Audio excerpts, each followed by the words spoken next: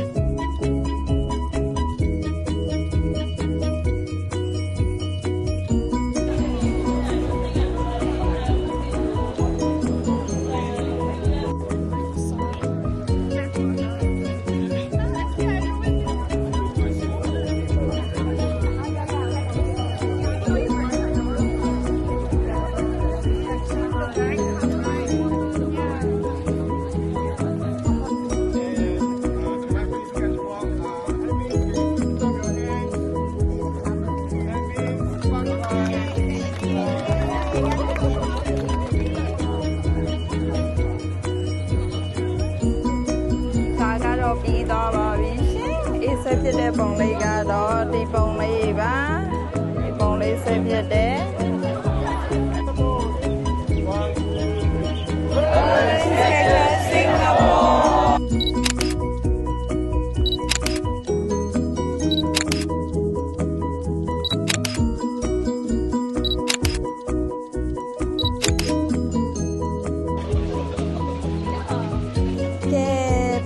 ဆိုတော့ပြန်တော့မယ်နော်အေးရဲ့ channel လေးကို ထိုက်တယ်ဆိုလို့ရှရင် like and subscribe လေးလုပ်ထားပေးပါနော်နောက်ဗီဒီယိုဒီမှာပြန်လဲဆုံတွေ့ကြရအောင်တတ်တာ